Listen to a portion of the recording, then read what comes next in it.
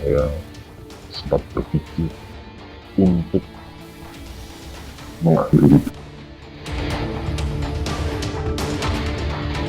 Jangan pernah berharap kaya dari judi. Kalau kamu mau kaya jadi bandar, jangan jadi pemainnya.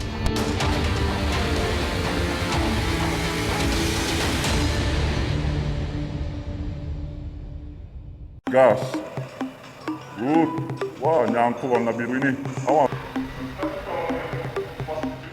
Inilah tampilan judi gacor atau judi online kini.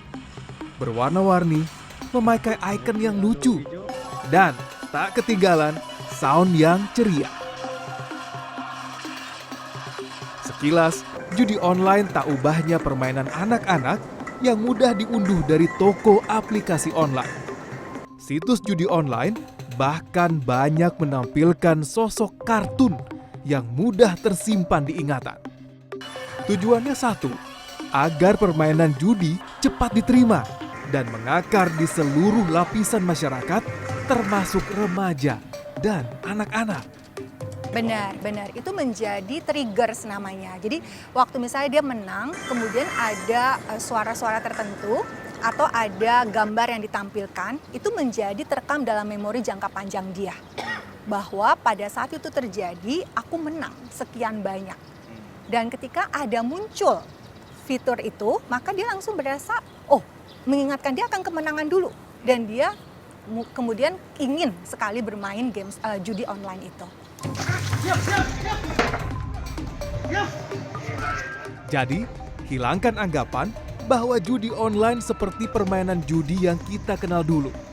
Rentan digerebek atau gampang ketahuan istri dan diarak pulang.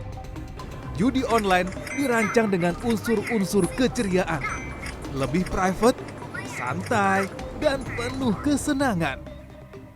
Saya untuk melakukan game namanya slot Olympus ini hobi aja.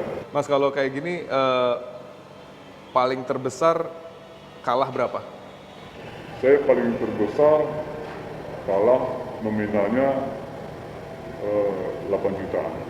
8 juta. Itu dalam waktu berapa lama bermain?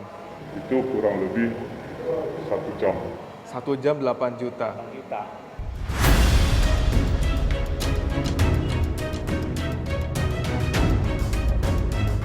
Saya akan mengajak Anda menelusuri kejamnya perjudian di era digital yang bisa membuat pecandunya sulit keluar dari lingkaran setan.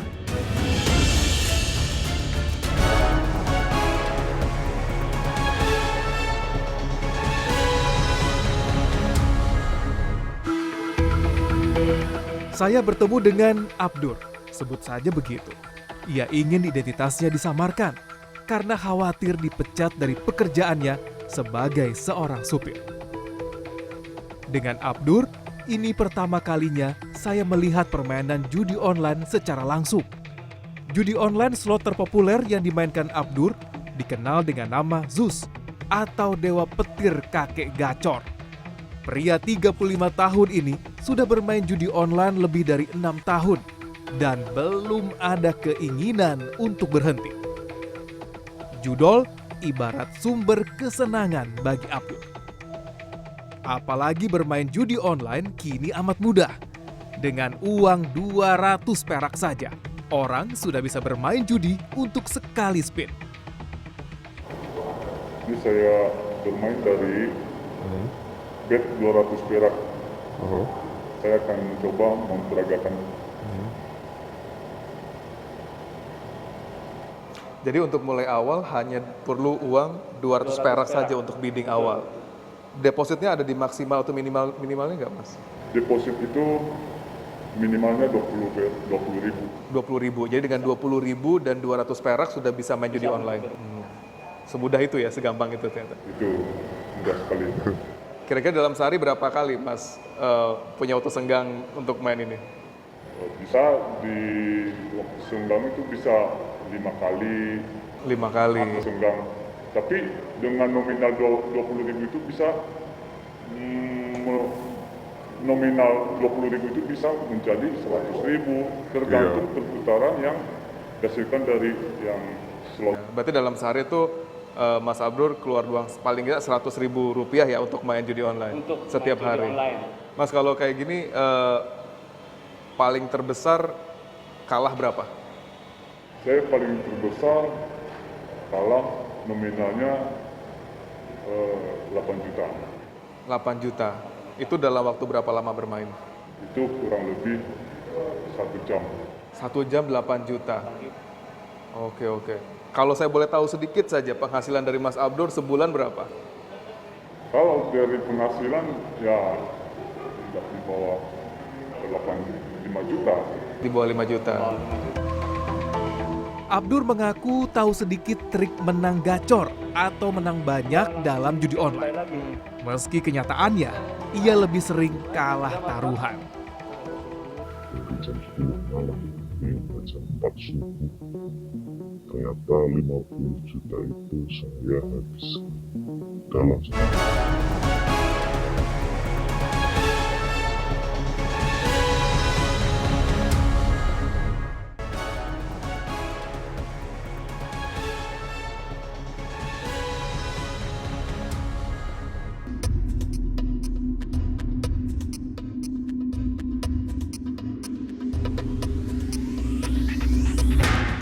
Dari Abdur saya semakin mengetahui, candu judi online amat memikat, mampu membuat siapapun gelap mata demi bisa mendengar gemerincing suara koin di layar ponsel. 8 kali putaran. Saya pun melanjutkan penelusuran ke Bandung, Jawa Barat. Di sini, saya bertemu dengan Agung. Ia tidak keberatan dirinya diekspos sebagai penjudi yang pernah kehilangan 3 miliar rupiah. Berawal dari coba-coba berjudi online semasa pandemi, Agung akhirnya kehilangan penghidupannya. Toko ponsel miliknya di salah satu mall prestisius di kota Bandung ludes tak bersisa. Dengan 3 miliar itu, apa saja Anda korbankan untuk bisa terus bermain? Karena saya punya ambisi, akhirnya saya mengorbankan hampir semua aset yang ada di toko. Ya kalau saya nominalkan aset yang ada di toko dengan modal total keseluruhan dengan tabungan, ya hampir almost sampai 3 miliar sih. Sampai Anda benar-benar jatuh, hilang, tidak ada apapun. Tidak ada apa-apa. Jenis judi yang Anda mainkan saat itu sampai Anda sebegitu candunya? Itu lebih di live casino sih. Saya kebetulan waktu itu ngelihat peluangnya ada satu permainan yang menurut versi saya pada saat itu, saya masih bisa membaca permainan ini dari jenis bakarat sama blackjack. Itu di live casino. Karena di live casino itu ada minimum betting mulai dari 1 juta dan maksimum betting sampai 1 miliar sekali betting. Nah itu yang saya pikir ada peluang nih, saya bisa mengembalikan kekalahan saya dari judi-judi yang sebelumnya. Kepada saya, Agung menceritakan parahnya kecanduan judi online yang ia rasakan. Ketika keinginan berjudi timbul, selama 24 jam, matanya tak bisa lepas dari situs judi online di ponselnya. Judi online slot, togel, mahjong, semua ia jajal. Pernah itu di tahun kemarin tuh hampir 1 bulan full saya berjudi. 24 jam. Nggak ingat waktu saya. Karena saya pernah kehilangan lumayan banyak, akhirnya saya punya ambisi sampai bikin istilahnya catatan ya. Target saya sehari saya harus dapat profit sekian juta supaya untuk mengembalikan kekalahan saya sebelumnya. Berarti Anda 24 jam berada di depan gadget Anda untuk berjudi, memantau semuanya. Iya. Makan, tidur, Ya, aktivitas sambil lain. berjudi. Sambil berjudi. Saya pun sambil istilahnya memang benar-benar gila. Sampai dibawa ke kamar mandi pun saya tetap berjudi.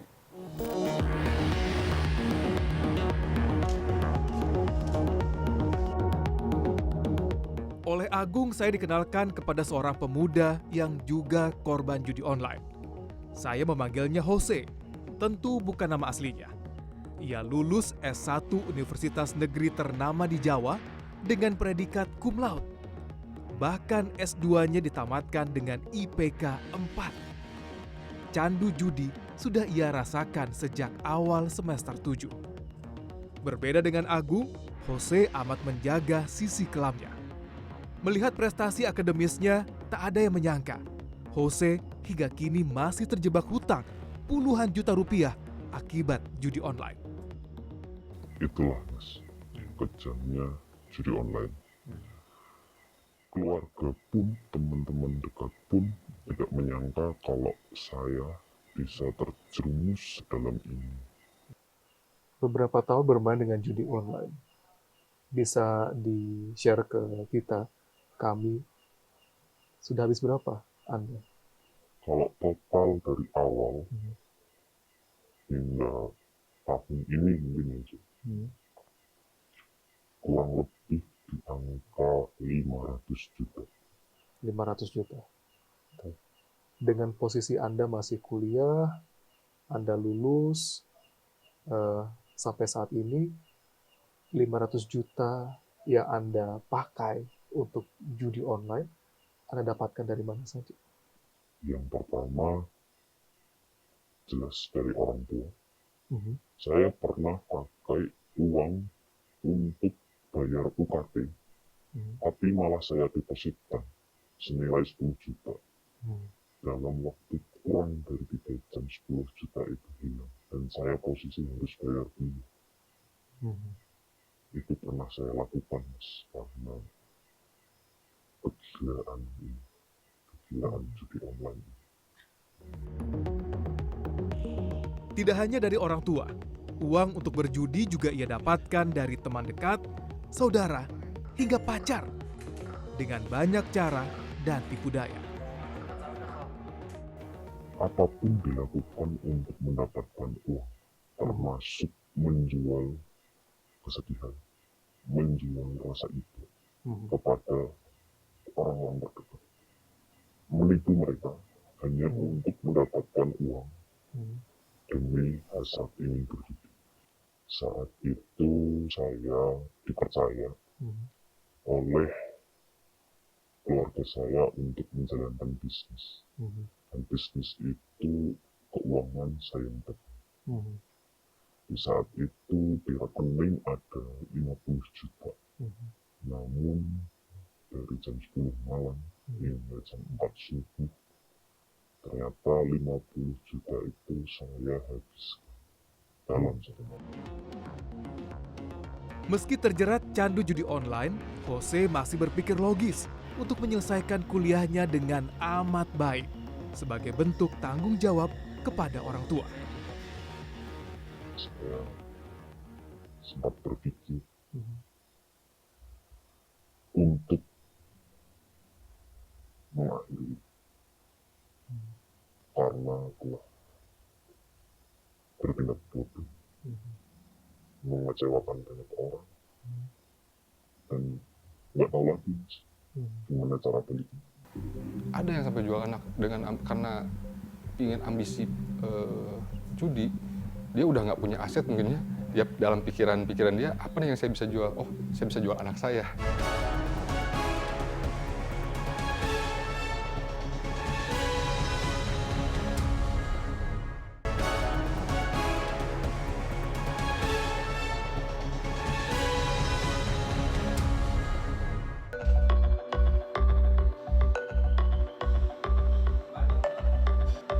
Kecanduan judi online membawa banyak dampak buruk bagi penderitanya, baik secara psikologis, fisik, maupun sosial. Tak jarang, pecandu judi online mengalami depresi, putus asa, hingga mencelakakan diri sendiri dan orang lain. Jadi ada kerusakan juga pada regio-regio otak tertentu yang terkait dengan perilaku impulsivitasnya, kemudian memorinya, dan juga untuk area-area yang sifatnya refleksi diri. Gitu. Jadi dia tidak sadar bahwa itu memang sudah sesuatu yang merugikan. Ya. Dan yang paling penting Mas Ruli, dampak untuk orang lainnya. Jadi saat ini untuk adiksi bukan cuma untuk dampak terhadap dirinya, tapi orang sekitarnya. Sejumlah kasus memperlihatkan penjudi online yang kehilangan akal sehatnya terus bermunculan. Mulai dari oknum penegak hukum yang menjual motor sewaan untuk membayar kekalahan judi online, hingga seorang ibu yang terpaksa menjual ginjalnya setelah diteror penagih utang pinjol karena anaknya berhutang ratusan juta rupiah akibat judi online. Berarti kalau bisa dikatakan antara kecanduan judi online dan kecanduan narkoba itu memiliki impact yang sama sebenarnya. Sama. Kepada otak, kepada diri dia, kepada orang lain. Mungkin sembuh?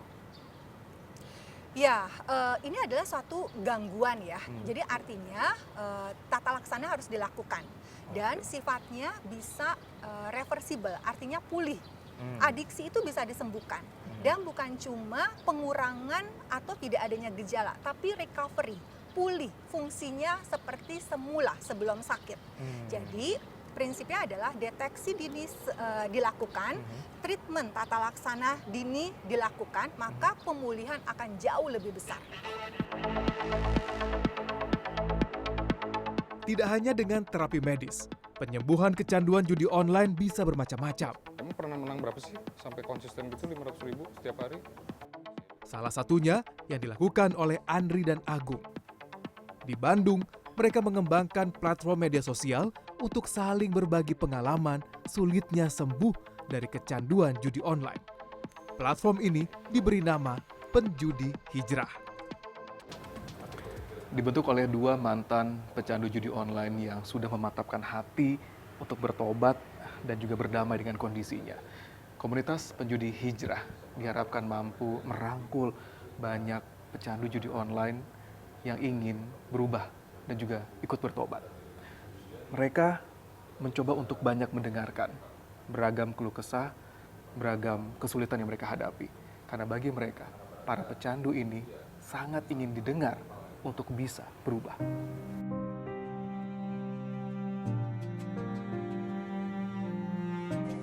Saya nyuruh adik saya minjem di tempat kerjanya waktu itu cuma 60 juta. Jadi totalnya 410 juta. Utang di bank. 410 juta. Ditambah mobil 2 yang hilang. Itu nominalnya hampir 800 juta. Dan sekarang bang, hidup saya udah gimana ya? Saya dulu pernah, anak saya yang umur 2 tahun, dia nanya, "Ayah, mobilnya kemana?" Ban bilang, saya ditanya kayak gitu. Saya pura-pura ke kamar mandi aja, saya nangis. Sekarang kehidupan saya benar-benar hancur bang. Saya utang di mana-mana di bank itu, cicilan saya sekarang sebulan itu hampir 10 jutaan. Saya kurus, pucat, mukanya udah gak ada auranya. Udah kayak orang gak keurus. Secara fisik, mental saya udah kena. Saya sekarang cuma berharap aja. Mudah-mudahan Allah bisa mampuni saya. Bisa ngasih saya jalan lagi. Mudah-mudahan saya dikasih sehat. Biar saya bisa kerja. Dan bisa saya bayarin utang. Biar saya bisa bahagiain anak istri saya lagi. Mudah-mudahan kita kuat. Bisa. Ini adalah satu dari sekian banyak curhatan para penjudi yang ingin bertobat di media sosial Penjudi Hijrah.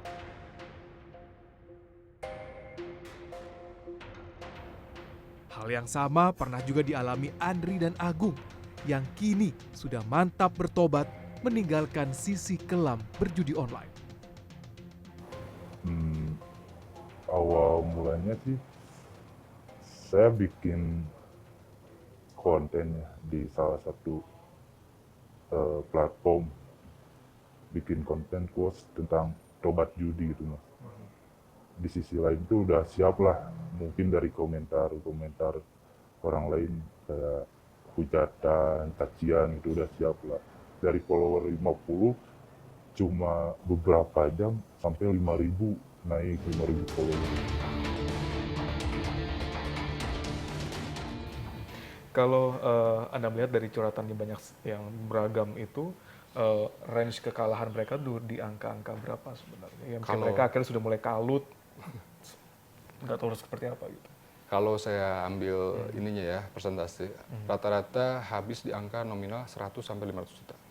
Itu yang menengah ke bawah ya. Yang saya bilang gaji UMR ataupun gaji yang nggak UMR ternyata mereka bisa dapat kekalahan gitu ya akibat mereka mengalahkan untuk coba pinjol. Apalagi kan pinjol gampang nih ya, dari pinjol terus menjual aset yang ada di depan mata mereka dan sampai membohongi rekan-rekan maupun keluarganya.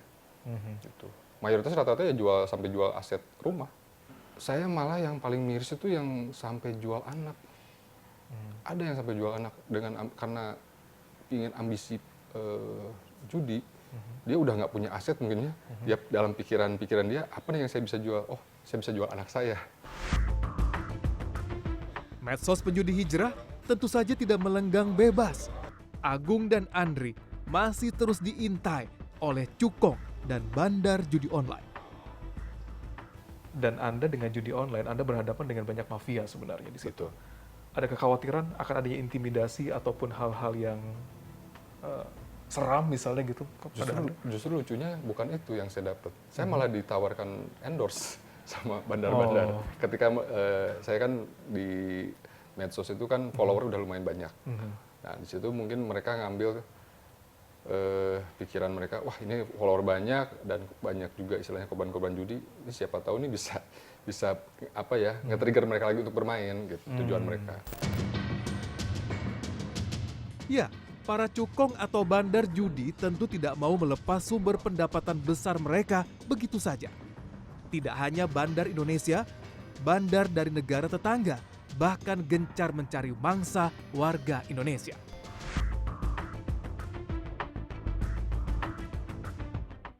Saya berkenalan dengan Jonas, mantan operator judi online yang bertugas di Kamboja.